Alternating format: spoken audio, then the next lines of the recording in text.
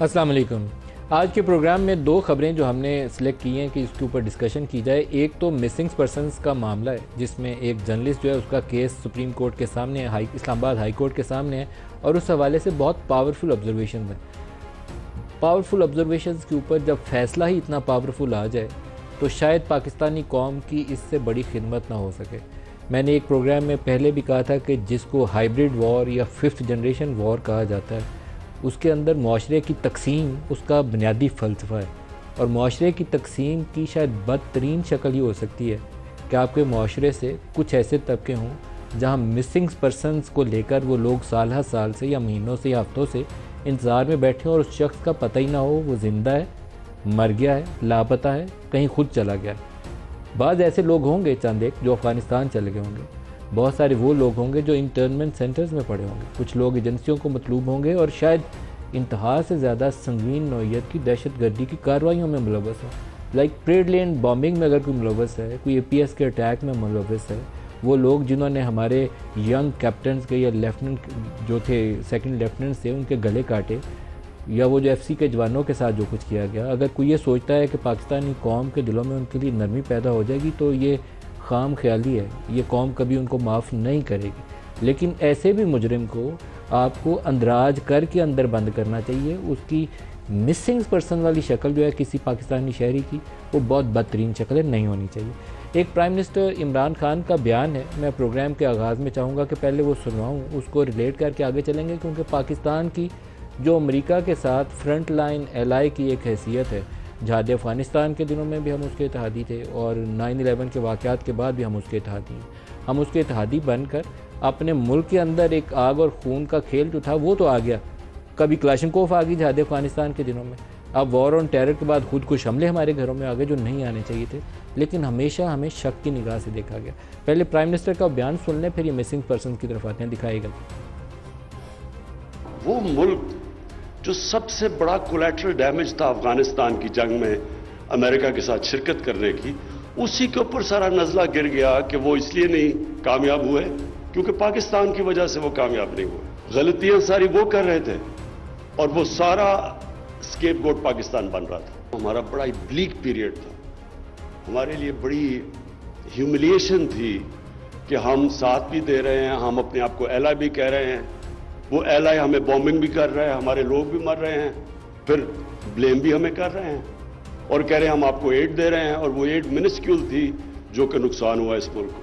अगर वहाँ protracted civil war हो जाती है अफगानिस्तान में तो वो सारा मुझे नज़र आ रहा था जो उनके मीडिया में भी कि सारा ब्लेम पाकिस्तान के ऊपर आना था। कि प्राइम मिनिस्टर के बयान को अगर वो मिसिंग पर्सनस का वो केस जो इस्लामाबाद हाई कोर्ट के सामने मुदस्सिर नारो का, उसके साथ रिलेट कर लें तो इस्लामाबाद हाई कोर्ट ने कहा कि जबरी गुमशदगी करप्शन की बदतरीन शक्ल है। कोई करप्शन के ख़िलाफ़ है तो इस सिलसिले को बंद कराए।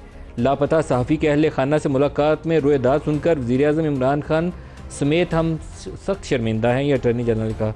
यहाँ तमाम इदारे अगर कहते हैं हमें कुछ पता नहीं बंदा कहाँ है, मावराए अदालत आप किसी दहशतगर्द को भी नहीं मार सकते।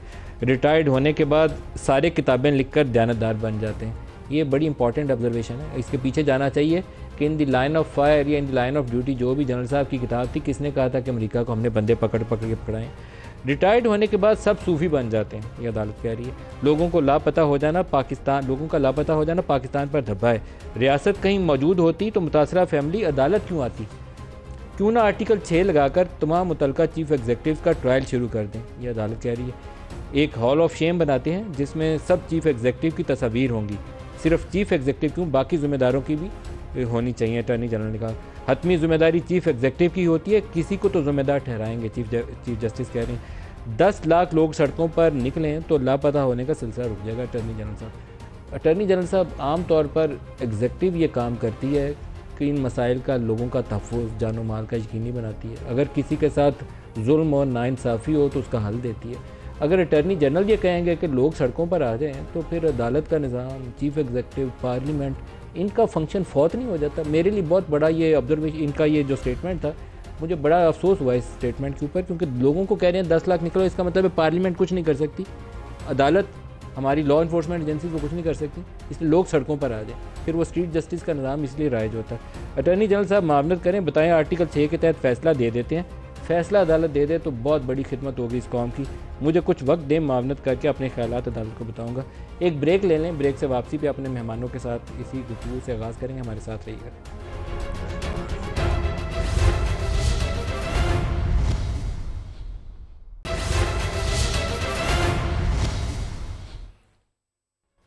प्रोग्राम में दोबारा खुशामदीद कहते हैं। ज़रताज गुल साहब पाकिस्तान तहरीक इंसाफ से और जावेद लतीफ़ साहब PMLN से हमारे साथ है। दोनों को खुशामदीद कहूँगा। जावेद लतीफ़ साहब, मिसिंग पर्सन बहुत अहम इशू है, इसका कोई हल होना चाहिए। पार्लियामेंट में आप लोग बहस करने से कतराते हैं, सिर्फ बयानबाजी हमारे प्रोग्रामों में थोड़ी बहुत कर देते हैं। क्यों नहीं पार्लियामान इसके ऊपर इनिशिएटिव लेती? देखें, बात तो मलिक साहब जो आपने पहले अपने इंट्रो में कही, मैं उससे 100% मुत्फिक हूँ। उसकी वजह यह है कि अगर या कोर्ट ने जो आज उस पर बात कोर्ट के अंदर जो बातें हुई, आप ये देखें कि अगर किसी रियासत में कोई आइन है, कानून है, अदारे हैं, तो फिर उनको काम करना चाहिए। भले आप आज कर रहे हैं ना कि कलभूषण के हवाले से आप नई कानून साजी कर रहे हैं, भले आप, हमारा मौक़िफ़ है कि आप उसको सहूलत दे रहे हैं, आप उसको निकलने का रास्ता दे रहे हैं। हुकूमत वक्त का कोई और मौक़िफ़ होगा। मैं इससे कतई नज़र मैं ये कहूँगा कि अगर आप इंडियन एजेंट के लिए ये कर सकते हैं कि उसके लिए अदालतें फ़ैसला करें, तो फिर पाकिस्तानी के लिए ये क्यों नहीं, भले उसने जितना चाहे बड़ा जुर्म किया हो। और यही वजह है कि जब हम अदारों को नहीं मानते या अदारे आज़ाद नहीं होते, अदारे इंडिपेंडेंट नहीं होते, अगर ताकतवर के ज़ेर असर कोई अदारे होंगे, कोई इन्वेस्टिगेट नहीं कर सकेगा, कोई किसी को जुर्म होगा तो उसको सज़ा मिलेगी, बेगुनाह को वो छोड़ नहीं सकेगा, तो फिर आप मिसिंग पर्सन का जिक्र करें, या आप इलेक्शन की बात करें, या आप एहतसाब की बात करें, या आप सहाफ़ियों की बात करें। आप मुझे ये बताएं कि आप इस्लामाबाद में बैठे हैं, इस्लामाबाद जैसा शहर भी अगर उसमें सहाफ़ी को अगवा कर लिया जाए और आज तक उसका पता ना चले, जो मुगवी है वो बरामद हो जाए मगर मुलज़म आज तक ना पकड़े जा सके हों, ये स्टैंडिंग कमेटी में मैं जिसमें हूँ मलिक साहब, हमने कोई पिछले 8 माह से मुख्तलिफ अदारों के हेड्स को बुलाया और आज तक कोई जवाब देने से कासर है। हम पूछते हैं कि किसका दबाव है आप पर, कोई जवाब देने के लिए तैयार ही नहीं होता। और हुकूमत वक्त जो है वो भी बात करने के लिए तैयार नहीं, किसी को गोली मार दी जाती है। और बात तो ये है कि वो जो सहाफ़ी हैं क्या इंडिया के लिए काम कर रहे हैं या पाकिस्तान मुखालिफ दीगर रियासतों के लिए अगर काम कर रहे हैं तो बताना चाहिए भाई। जावेद लतीफ़ साहब, वैसे मैं ये बात मानने पे तैयार नहीं हूँ कि किसी का बहुत दबाव है। आम तौर पर जब हमने अपनी जान बचानी होती है ना, तो हम कहते हैं बड़ा दबाव है जी इस्टेब्लिशमेंट का, इसलिए बात करने की इजाज़त नहीं है। जिन लोगों का ये फ़र्ज़ है, पार्लियामेंट में बैठे हैं, स्टैंडिंग कमेटी के हेड्स बने हुए हैं, अगर वो इस काबिल नहीं है तो अपने उस ओहदे से इस्तीफ़ा देकर घर चले जाएँ। मैं ये बिला वजह कि इल्ज़ाम तराशी पसंद नहीं करता कि इस्टेब्लिशमेंट ने बड़ी आर्म ट्विस्टिंग की होगी। हिम्मत नहीं है तो वहाँ उस कुर्सी पर मत बैठे, नहीं तो बताएं। मैं दो अमली नहीं होनी चाहिए। एक और स्टेटमेंट है, मैं वो भी सुना दूं। थोड़ा तेज़ी से प्रोग्राम आगे, खबरें बड़ी अहम है। एक बयान प्राइम मिनिस्टर ने आज दिया करप्ट लोगों के मतलब, और एक बयान शायद खकान अब्बासी ने दिया इलेक्शंस के मतलब। समहाउ PMLN के दिमाग में पता नहीं कैसे ये ख्याल, मार्च के बाद इलेक्शन की भी तैयारी हो सकती है। लेकिन पहले प्राइम मिनिस्टर का बयान सुनते हैं। करप्ट लोगों से हाथ नहीं मिलाऊंगा, दिखाएगा जी। सबसे हम बैठ के अपने मसले अमन से हल करने के लिए तैयार है, चाहे वो बलूचिस्तान में लोग हों, चाहे हमारे पुराने कबायली इलाके के लोग हों, वजीरिस्तान के लोग हों, जिधर भी हों, सबसे मफाहमत करने के लिए तैयार हैं। लेकिन कभी जिन लोगों ने करप्शन की है, यानी इक्तदार में आके मुल्क का पैसा चोरी किया, चोरी करके बाहर ले गए, कभी इन लोगों से मेरी हुकूमत इनसे कभी ना इनको NRO देगी, ना इनसे कभी मुफाहमत करेगी। ये वो बयान है जो पिछले 3 साल से शायद पाकिस्तानी कौम के बच्चे को याद हो गया होगा। प्राइम मिनिस्टर NRO से क्या मुराद लेते हैं नहीं कोई पता होगा, लेकिन शाहिद खाकान अब्बासी साहब, उन्होंने शायद शहबाज शरीफ को वज़ारत उज़्मा का उम्मीदवार करार देते हुए इलेक्शंस के टाइम के हवाले से एक इंटरेस्टिंग स्टेटमेंट दिया। दिखाएगा जी। ज़रताज, आपसे इसका जवाब चाहूँगा। बड़ा इंटरेस्टिंग स्टेटमेंट है, आपको कैसे लगा ये? थैंक यू मलिक साहब, thank you for inviting me.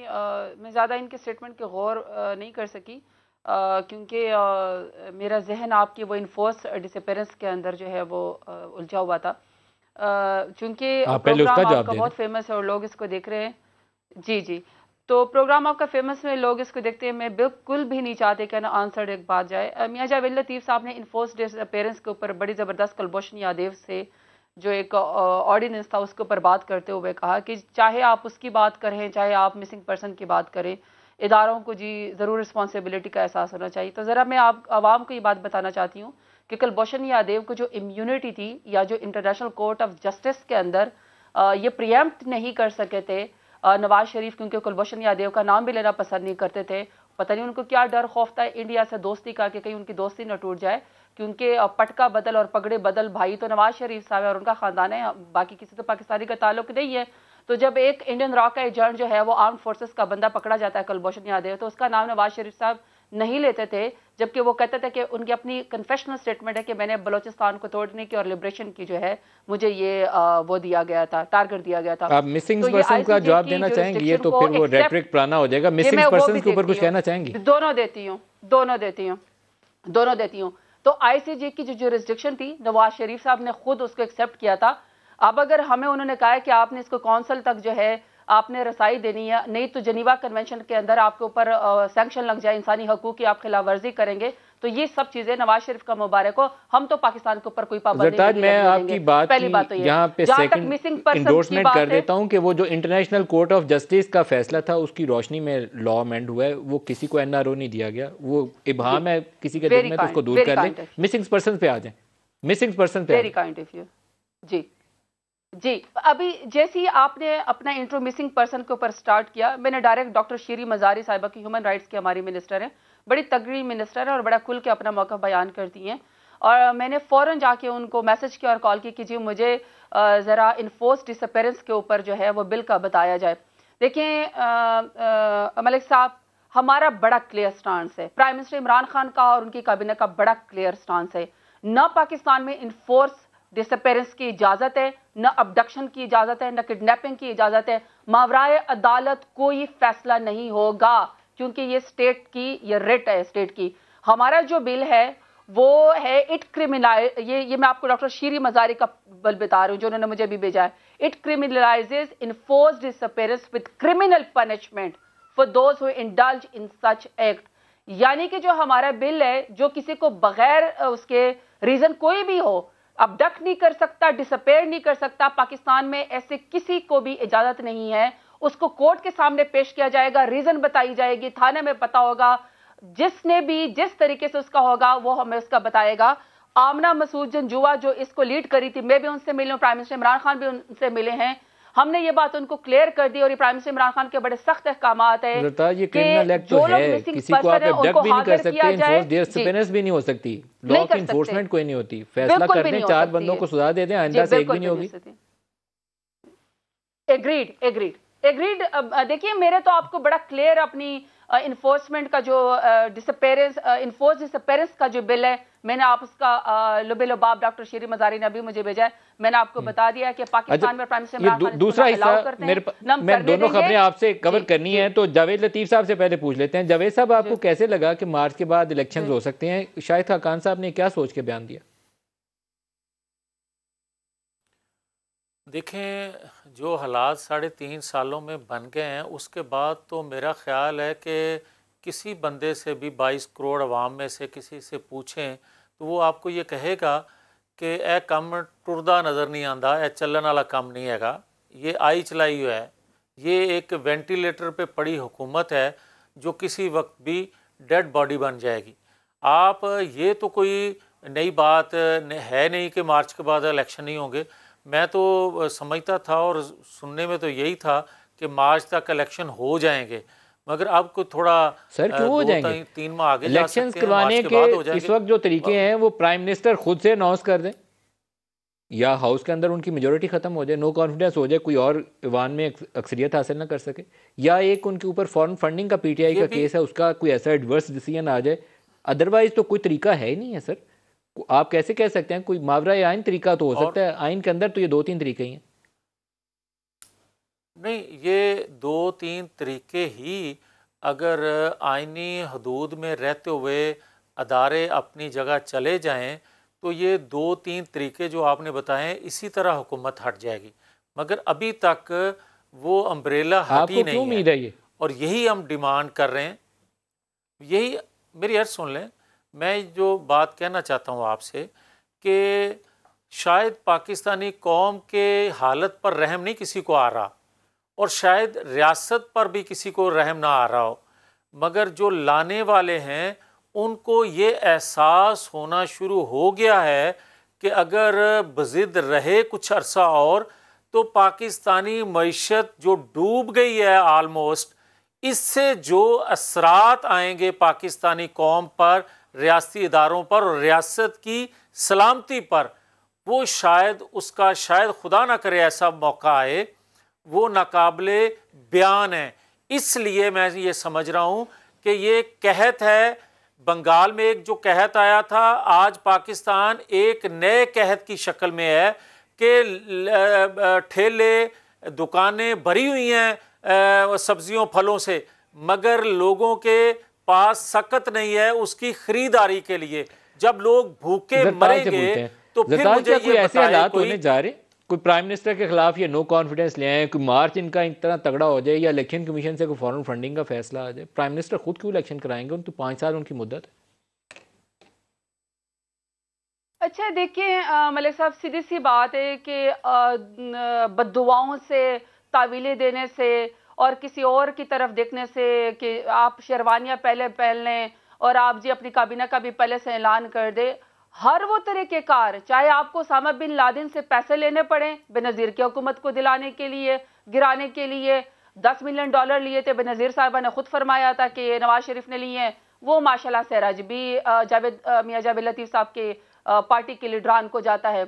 अगर इलेक्टेड हुकूमत के खिलाफ जो है वो आप ज़बरदस्ती सड़कों के ऊपर जो है वो धमा चौकड़ी करें और 11 जमातों के जो हैं माशाल्लाह से 11 कारकुनान जो है वो पुरजोश कारकुनान पेशावर के अंदर जो है वो जमा हो जाएं और फिर इनके अपने लीडरान भाग जाएं शर्मिंदगी को ख़त्म करने के लिए। उसके बाद अगर अभी इतना महंगाई का डर है, अभी इतना महंगाई का खौफ है कि जी आवाम के पास कुछ नहीं है, तो फिर 3 महीने का इंतजार क्यों कर रहे हैं? ये किस किस्म की मतलब इनकी ख्वाहिशात हैं? सबको पता है कि आल बचाओ, माल बचाओ, करप्शन बचाओ, मनी लॉन्ड्रिंग करने वाले, पैसों की सियासत करने वाले, मुकमुका की सियासत करने वाले, पहले तुम्हारी बारी फिर मेरी बारी, और एनआरओ लेके, नोटों के बैग लेके, खुद साख्ता जिला वतनी इख्तियार करके जदा भागने वाले सारी दुनिया को पता है कि माशाल्लाह से पीएमएलएन के लीडरान है। अभी हर रोज एक नया बयान देते हैं कि जी हुकूमत गिर जाएगी। जी अल्लाह बिस्मिल्लाह शुरू करें। हमने तो आप 176 के बजाय 178 जो ये हमने वोट ऑफ कॉन्फिडेंस लेके प्राइम मिनिस्टर इमरान खान ने दोबारा जो है वो लेकर आ गए थे वोट ऑफ कॉन्फिडेंस पार्लियामेंट के अंदर। हमने आपको सेनेट के अंदर भी शिकस्त दी, हमने आपको गिलगित बल्तिस्तान में भी शिकस्त दी, हमने आपको कश्मीर के अंदर भी शिकस्त दी और अब इंशाल्लाह बल्दियात में भी आपको शिकस्त देंगे। आपको अगर कोई शौक है तो प्लीज अल्लाह बिस्मिल्लाह करें, मियां जावेद लतीफ साहब जान छुड़ाएं, इस्तीफा दें। क्यों 2023 का? मुझे तो लगता है आपके लतीफे और आपके जो मजाक हैं, आपके जो इस्तीफे हैं वो लतीफे बन गए। मुझे तो लगता है आप 2023 को ही देंगे ना। क्या करे ऐसी बातें जो आपके बस की बात नहीं है, ना आप आवाम में कर सकते लगता हैं, ये है ना कि आपका मौका पीएमएलएन वाले वोट की इज्जत का है। नारा लगाने के साथ साथ अभी भी देख एस्टेब्लिशमेंट की तरफ रहे हैं कि वहां से रास्ता निकल आए। आपने अभी भी जुमला बोला कि वहां से अभी तक वो अम्ब्रेला हटी नहीं है, वो छतरी हटी नहीं है, तो आप दरखास्त अभी भी उधर कर रहे हैं कि मेहरबानी बराए मेहरबानी अपनी छतरी हटा लें, हमने इनके साथ निपटना है। तो आप अभी कुछ कर नहीं सकते, इसका मतलब यही है? नहीं मलिक साहब, आपको मेरी बात से आप जो चाहें मतलब निकाल लें, मगर हकीकत ये है कि क्या हम पाकिस्तान के अदारों से लड़ाई करें, क्या मसल्ला जद्दोजहद करें? हम यही कह सकते हैं कि जो पाकिस्तान का आइन कहता है, जो पाकिस्तान का कानून है, अगर हम सब उसमें रहते हुए काम करेंगे तो इसमें पाकिस्तान की भलाई है और इससे हम कभी भी शर्मिंदा नहीं है, कभी इससे पीछे नहीं हटेंगे। हाँ, ये बात दुरुस्त है कि शायद हम वो काम नहीं कर सकते जो ये करते आए हैं या इनसे जो करवाया जाता रहा है। आप फैज़ाबाद का धरना हो, आप अभी पिछले कुछ हफ्तों में जो कुछ हुआ वो आप देख लें। अगर ये कोई ख्वाहिश करता है तो ये हम कर नहीं पाएंगे, ये किसी सूरत हम करेंगे नहीं। वजह कि हम पहले ही वहाँ आके खड़े हो गए। हाँ, ये बात देखिए दुरुस्त है सियासी कि तौर मेरे पर जैसा जो नो वर्कर जो है, कॉन्फिडेंस है वो एक अपोजिशन का हथियार होता है और उसका आईनी तरीकाकार है। इसके लिए आपको अदारों से कोई मुसल्लह जिद्दोजहद की ज़रूरत नहीं है। आईनी तरीकाकार है, मुरवजा तरीकाकार है। अगर आपके पास नंबर्स पूरे होते हैं तो आप पार्लियामेंट में जाएं, नो कॉन्फिडेंस करें, कामयाब हो जाएंगे। देखें नदीम मलिक साहब, आपको याद है कि सेनेट में हमारी वाज़ेह अक्सरियत थी और अदम एतमाद हम नहीं कर सके थे। उसकी वजह क्या है, सबके इल्म में है। आपको ये पता है कि बलूचिस्तान में हमारी हुकूमत थी और किस तरह हमारी रातों रात हुकूमत गिरा दी गई। आपने देखा कि अभी रिसेंटली बलूचिस्तान में जो एक इत्तेहादी हुकूमत थी वो किस तरह ख़त्म हुई और किस तरह नहीं बन गई और कौन आए लोग। इसी तरह मैं आपकी खिदमत में ये अर्ज़ कर रहा हूँ कि मैं कोई भीख नहीं मांग रहा, मैं किसी से मदद नहीं मांग रहा। मैं तो ये कह रहा हूँ कि खुदा के लिए पाकिस्तान के आइन को माना जाए। आप मिसिंग पर्सन का जिक्र कर रहे थे, आप करप्शन का जिक्र कर रहे थे। अदालतों में जो फैसले आ रहे हैं आप उनके हवाले से भी देख लें, जो एहतसाब का हाल हो रहा है, या आप पाकिस्तान के अंदर गवर्नेंस का हाल देख लें, पाकिस्तान के अंदर करप्शन क्या का ये हाल जो देख इलेक्शन लें। कमीशन के सामने फॉरेन फंडिंग का केस है वो आपके लिए दर्द सर बन सकता है, क्योंकि उसका फैसला आना है। कई साल से वो ज़ेरे इल्तवा है और जब भी फैसला आया उसमें शर्मिंदगी का सामना करना पड़ सकता है। अच्छा मलिक साहब, जहाँ तक फॉरेन फंडिंग की बात है ना, पाकिस्तान तहरीक इंसाफ का तो कोई फॉरेन फंडिंग का केस है नहीं। कोई जो पाकिस्तान के तहरीक इंसाफ ही वाहिद वो जमात है जिसके ऑडिटेड 40,000 से अकाउंट जो है वो हमारे जमा हैं और वो सारे जो है वो अकाउंट होल्डर के हमने नाम, पते और एड्रेस दिए हुए। यकीन करें उसमें दही बल्ले वाला, छोले वाला और गोलगप्पे वाला जो है वो उसी के अंदर कुछ ऐसे नेशनल्स हैं जो पाकिस्तानी नहीं हैं, वो गैर मुल्की हैं और वो आपके लिए मसाइल का सबब बन सकते हैं। यूएस की जो वेबसाइट है अमेरिका की, उस वेबसाइट के ऊपर वो इन्फॉर्मेशन दस्तयाब है। मलिक साहब, मेरी पूरी बात, मैं मलिक साहब पूरी बात करना चाहती हूँ। एनीहाउ, अगर किसी को फॉरेन फंडिंग का या किसी को ममनुआ फंडिंग का केस है तो वो खैर से पीएमएलएन और पीपल्स पार्टी का है और मेरा ख्याल में कोई 72 करोड़ तो आपके जिम्मे यानी कि मीडिया के जिम्मे भी नवाज शरीफ ने डाल दिए थे कि जी मीडिया को उन्होंने पार्टी फंडिंग को उन्होंने मनी लॉन्ड्रिंग के लिए इस्तेमाल किया। पाकिस्तान तहरीक इंसाफ तो वो वाहिद जमात है जिसकी हर चीज जो है वो ऑडिटेड है। मैं जरा आगे बढ़ना चाहती हूँ। अभी आपको मियां जावेद लतीफ साहब ने फरमाया कि जी हम क्या करें और क्या हम दस्तो गिरबान हो जाएं या हम इदारों के खिलाफ। तो भाई ये दस्तो गिरबान और किसको कहते हैं? जाली कतरी खत से आपका जाली एफिडेविट माशाल्लाह से आ गया, आपका बंदा कोर्ट के अंदर जो है वो मानने को तैयार नहीं है। वो कहते हैं मेरे पता नहीं पोते ने कहीं पर जी छुपा के जम्बिल के अंदर रखा हुआ है। इसी तरीके से आपने जो DGISI को जिस तरीके से आपने जनरल बाजवा का नाम लेके कि उसके खिलाफ बगावत कर दें, जिस तरीके से आपने इदारों को, जजों को, अदलिया को, अपने ISI को, आपने जर्नलों को जिस तरीके से मिलाइन किया है, क्योंकि वो आपके साथ मुकमुका करने को तैयार नहीं है, वो जमहूरियत पे बिलीव करते हैं जो, और आपको कोर्ट्स भी वैसे चाहिए जो आपके लिए फैसला कर दे, वरना आपको वो कोर्ट भी नहीं चाहिए। तो आप इस तसादुम क्या कहते हैं? सुप्रीम कोर्ट के ऊपर आपने हमला किया, न्याय की कोर्ट्स के ऊपर आपने पथराव किया। जावेद साहब आप इसका जवाब देना चाहेंगे? बलूचिस्तान की आपकी हुकूमत, एक सेकंड सिर्फ एक सेकंड मलिक साहब, मेरी बहन चुप कर जाए। मैं एक सेकंड पॉइंट है, मेरी प्लीज बात तो सुन लें। और बहन जी बात तो सुन लें, बात सुन लें ज़रताज साहब। मैं अभी सुन लेता हूं बड़े भाई साहब, लेकिन मेरे खिलाफ एक और पॉइंट का भी जवाब देते जाए ना जी। कमाल है नदीम मलिक साहब, आप चुप करा लेंगे तो फिर मैं बात कर लूं। मेरे से तो चुप होने से नहीं। बताइए आप, फॉरेन फंडिंग के ऊपर एक मसला मौजूद है जिसके ऊपर PTI का ख्याल ये है कि PMLN की भी ये तफसील सामने आनी चाहिए, तो इसमें मुज़ायका तो कोई नहीं है। किसी के पास ममनुआ फंड है तो सबकी आ जाए। नदीम मलिक साहब, कौन मैं क्या इस पोजीशन में हूं और क्या मैं ये ख्वाहिश करूंगा कि जो आप PTI के हवाले से फॉरेन फंडिंग केस का आप पिछले 10 साल से फैसला नहीं कर पाए, आप 2 साल के बाद इन्होंने जो दरख्वास्त दी है मुस्लिम लीग या पीपल्स पार्टी के हवाले से, मैं तो कहूँगा उसका भी फैसला होना चाहिए। और क्यों नहीं होना चाहिए? दूसरा मैं कहना ये चाहता हूँ कि बदकिस्मती इस पाकिस्तान की ये है कि इन्होंने कहा कि अदालतों के ये बात नहीं मानते। मैं आपको बताऊं कि 93 में जब नवाज शरीफ की हुकूमत ख़त्म की गई थी तो Nawaz Sharif supreme court appeal लेकर गए थे और सुप्रीम कोर्ट ने नवाज शरीफ की हुकूमत को बहाल किया और दूसरे दिन फिर तोड़ दी गई। क्यों तोड़ी गई थी भाई? क्यों नहीं इतराम किया गया अदालतों का? और आज जो बात हम कर रहे हैं कि पाकिस्तान की अदालतों से वो साकिब निसार हो या अरशद मलिक हो, इनके ज़रिए जो फैसले लिए गए हैं वो मुनासिब नहीं है। आज़ादाना एहतसाब भी होना चाहिए, आज़ादाना फैसले भी होने चाहिए। तो मैं क्या गलत कह रहा हूँ भाई? और अगर आप ये माजी देखें, जो आप बदकिस्मती से अदालतों के हवाले से आप भी बात करती रही हैं, आपके लीडर करते रहे हैं, तो नजरिया ज़रूरत कहाँ से जन्म लेता है भाई? 74 सालों से अगर हमारे अदारों का एहतराम खुद अदारों ने करवाया होता तो मैं ना बात करता, ना ज़रदाद बात करती, ना नदीम मलिक बात कर रहे होते। साकिब निसार वाला मामला है, ये बड़ा टेढ़ा मामला है। इसके ऊपर आपकी जमात की क्या पोजीशन है? तहकीक होनी चाहिए, सजा मिलनी चाहिए अगर किसी ने झूठा इल्जाम लगाया, लेकिन उस ऑडियो की भी तहकीक होनी चाहिए।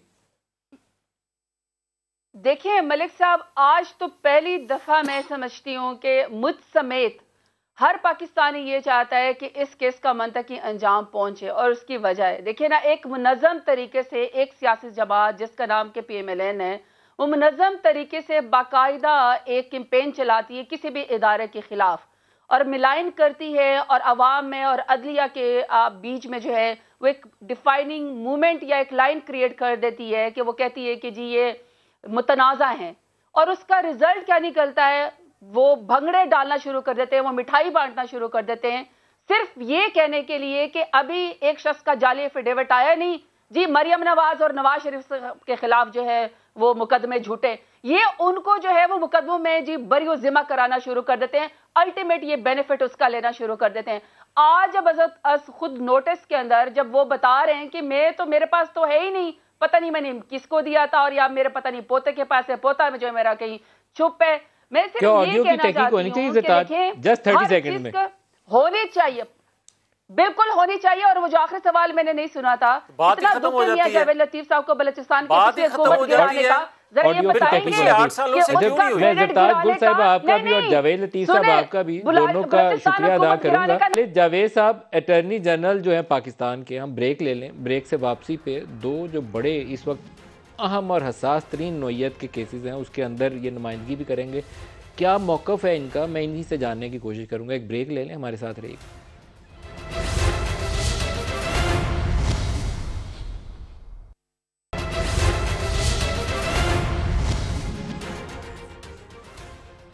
प्रोग्राम में दोबारा खुशामदीद कहते हैं। पाकिस्तान के अटॉर्नी जनरल खालिद जावेद साहब हमारे साथ हैं। खालिद साहब, बहुत शुक्रिया आप हमारे साथ शामिल हो रहे हैं। दो बड़े अहम मौज़ूआत के ऊपर आपसे सवाल करना चाहता हूँ। पहले तो राना शमीम वाली एफिडेविट और जो जस्टिस साकिब निसार की ऑडियो है उसके ऊपर पूछना चाहता हूँ, क्या हर्ज है इस बात के अंदर कि उस ऑडियो का फोरेंसिक ऑडिट करके तय कर लिया जाए और फिर राना शमीम के एफिडेविट को भी मंतकी अंजाम तक पहुँचाया जाए, दोनों चीज़ों का इकट्ठा एक ही दफ़ा फैसला हो जाए? कि जहाँ तक राना शमीम साहब के केस का ताल्लुक है, जो एफिडेविट उनका, वो तो इस्लामाबाद हाई कोर्ट ने उस पर ख़ुद नोटिस लिया हुआ है और कंटेम्प्ट प्रोसीडिंग्स चल रही हैं, और आज भी उसकी हियरिंग थी। अब अगली उसमें डेट है, वो एक प्रिलिमिनरी हियरिंग होगी, जिसके बाद अगर कोर्ट सेटिस्फाइड ना हुआ तो वो चार्ज फ्रेम हो जाएगा। ये तो उस हद तक, क्योंकि एक बड़ा स्पेसिफिक उनका स्टेटमेंट है, और फिर अखबार में क्योंकि वो पब्लिश हुआ तो उसमें कंटेम्प्ट नोटिस, क्योंकि वो पूरे इस्लामाबाद हाई कोर्ट पे बहैसियत एक इदारा वो एक बड़ा सीरियस क्वेश्चन रेज किया गया था। जहाँ तक साकिब निसार साहब के जो अलेज्ड एक वीडियो का ताल्लुक है, ये देखें, इसकी ना कोई ऑथेंटिसिटी है, और ये एक ऐसा लग रहा है कि एक कोई पर्टिकुलर केस है जिसके लिए एक माहौल तैयार किया जा रहा है और अदलिया पे दबाव डाला जा रहा है। अगर इस तरह के फ्रिवलस चीज़ों की फोरेंसिक करा के और उस पर अगर कोर्ट इन्वेस्टिगेशन शुरू कर दे तो there is no end to it. अलबत्ता अगर कोई पार्टी समझती है कि जो उनका अगर केस किसी कोर्ट में पेंडिंग है और वो उससे मुस्तफ़ीद हो सकते हैं या उनको सपोर्ट करेगा, तो उनको पूरा हक है। लेकिन एक अवामी रायज़नी, डिफरेंट पटिशन्स आएँ, प्रॉक्सी पटिशन्स आएँ, या ऐसा परसेप्शन क्रिएट हो कि प्रॉक्सी पटिशन फाइल की जा रही हैं और एक पर्टिकुलर ये कहा जाए कि अदलिया की साख को नुकसान पहुंचा उस दिन से जिस दिन SCCP की ऑफिसर का सिलेक्शन हुई, जब JIT बनी, तो उसमें मेरा स्टैंड ये था कि अगर अदलिया की साख का इशू है तो बहुत सारे पुराने वाक़यात हैं, और ये एक ऐसा इशू नहीं है कि जिस पे एक पर्टिकुलर केस में आप जाके जजमेंट लें, क्योंकि जब अदलिया में अगर आप ये केसेस रेज़ करेंगे, अदालती प्रोसेस की अपनी लिमिटेशन है।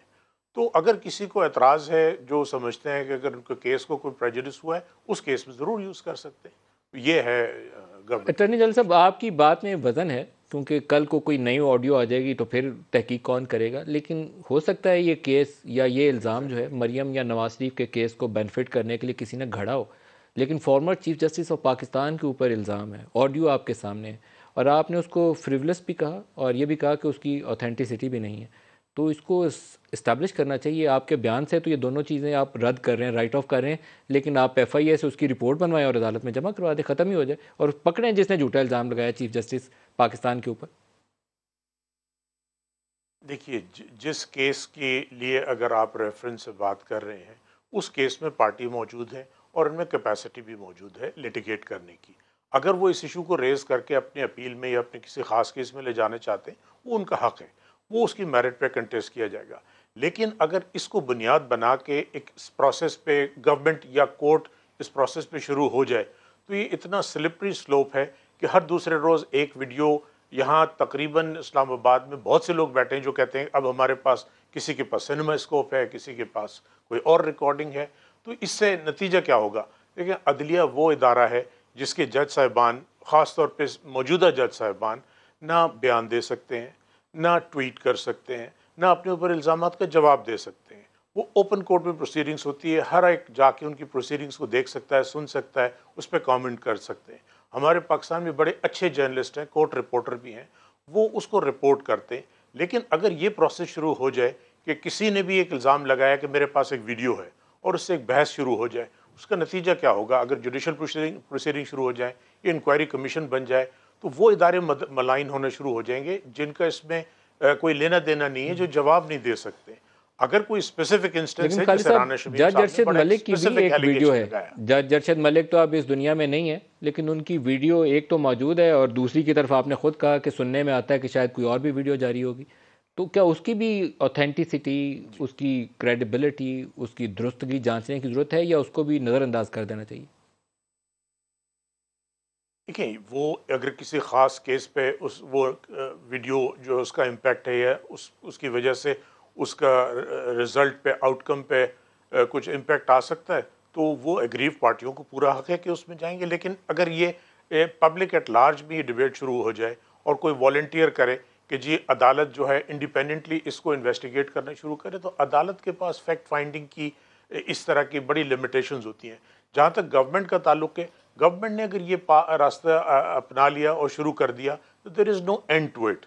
इसीलिए जहाँ बड़ा स्पेसिफिक कोई इंस्टेंस होता है और अगर उसका ऑथर मौजूद है, अगर कोई कहता है कि जी ये वीडियो मैंने बनाई है और मैं इसको क्लेम कर रहा हूँ, वो ज़रूर आए, वो कोर्ट चले जाएँ, उसके लिए कानून भी मौजूद है और उस पर इन्वेस्टिगेशन हो सकती है। लेकिन एक मार्केट में सडनली एक जब कुछ केसेस लगते हैं तो हर थोड़े दिन में एक आध वीडियो रिलीज़ होती है, तो उसकी सीरियसनेस का अंदाज़ा इससे होता है कि जिनको बेनिफिट कर सकती है वो तो उसका बेनिफिट लेना नहीं चाहते या नहीं ले रहे। तो दूसरों को ये सिर्फ लगता है ऐसा है कि इदारे को प्रेशराइज करने के लिए या शायद मलाइन करने के लिए ये किया जा रहा है। सर, एक और आज आपका बड़ा अहम केस है मिसिंग पर्सनस का, उसमें आपके हवाले से आया कि आपने कहा कि 10 लाख लोग सड़क पे आ जाएं तो ये मसला वैसे ही ख़त्म हो जाएगा। तो क्या पार्लिमान या एग्जेक्टिव वो अपना ये फ़र्ज़ अदा नहीं कर सकते, लोगों को सड़क पे ही आना ज़रूरी?